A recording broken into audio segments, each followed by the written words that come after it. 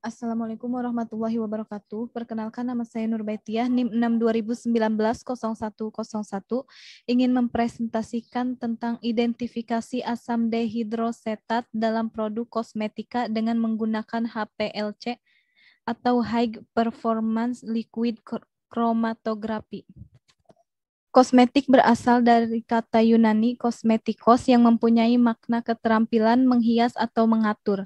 Kosmetika sejak berabad-abad yang lalu sudah dikenal manusia dan baru pada abad ke-19 mendapat perhatian khusus, yaitu selain untuk kecantikan juga mempunyai fungsi untuk kesehatan. Perkembangan ilmu kosmetik serta industrinya baru dimulai secara besar-besaran pada abad ke-20 dan kosmetik menjadi salah satu bagian dari dunia usaha. Tujuan penelitian untuk mengetahui apakah adanya pengawet asam dehidroasetat dalam kosmetik pembersih wajah di BPOM di Medan. Selanjutnya yaitu asam dehidroasetat merupakan senyawa asam organik yang memiliki beberapa aplikasi industri yang memiliki sifat tidak berbau, berwarna putih, hampir tidak larut dalam air, dan cukup larut dalam kebanyakan pelarut organik. Asam dehidroasetat banyak digunakan dalam kosmetik pembersih wajah sebagai bahan pengawet. Kosmetik jenis pembersih wajah digunakan untuk mengangkat kotoran pada wajah yang larut dalam minyak dan tidak larut dalam air, seperti make up dan polusi. Metode penelitian untuk bahannya yaitu yang digunakan dalam penelitian ini adalah larutan baku asam dehidroasetat BP dan larutan metanol. Alat yang digunakan untuk proses analisis antara lain seperangkat alat KCKT kolom oktadesilsilana C18 4,6 kali 250 mm, ukuran partikel 5 pm, penyaringan membran ukuran 0,45 pm, detektor UV. Selanjutnya yaitu metode larutan uji dibuat dengan melarutkan 0,5 sampel di dalam gelas kimia sebanyak 0,5 gram dengan 5 ml etanol. Larutan dimasukkan ke dalam labu ukur 10 ml, larutan A disonikasi selama 10 menit. Larutan disaring dengan kertas saring. Lalu diambil sebanyak 1,0 ml filtrat larutan A dan diencerkan dengan 10 ml metanol. Kemudian saring dengan penyaringan membran berukuran 0,45 pm larutan A.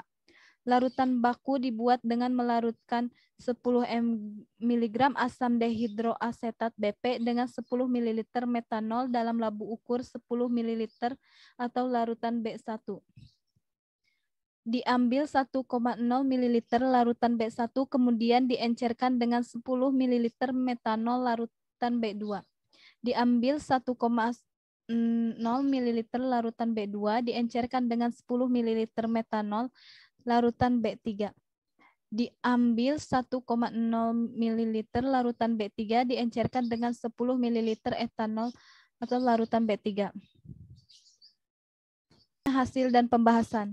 Di dalam pengujian ini, sampel dilakukan preaparasi sampel dan dilakukan sonikasi sebelum dilakukan HPLC.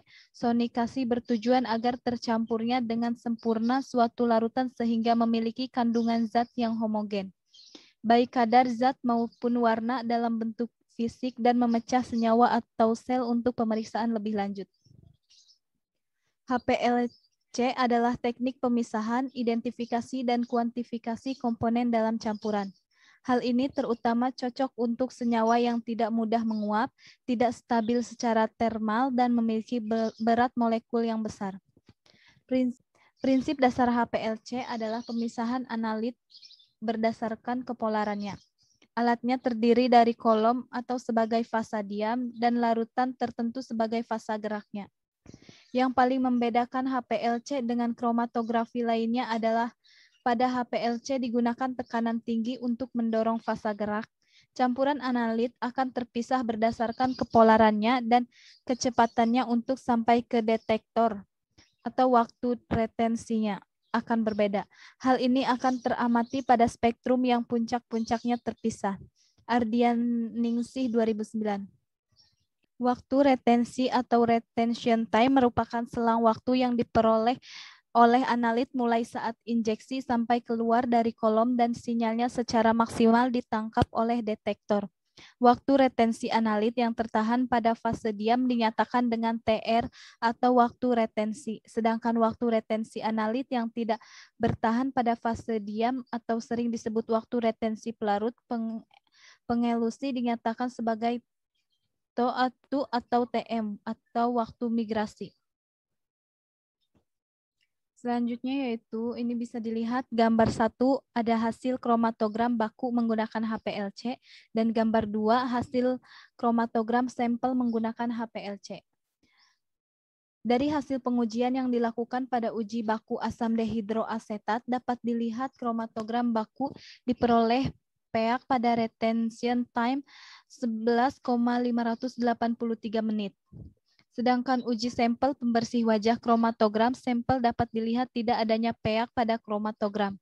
Pada waktu retensi 2,5 sampai dengan 3 merupakan waktu retensi analit yang tidak tertahan pada fase diam atau sering disebut sebagai waktu retensi pelarut. Pengelusi dinyatakan sebagai TU atau TM atau waktu migrasi.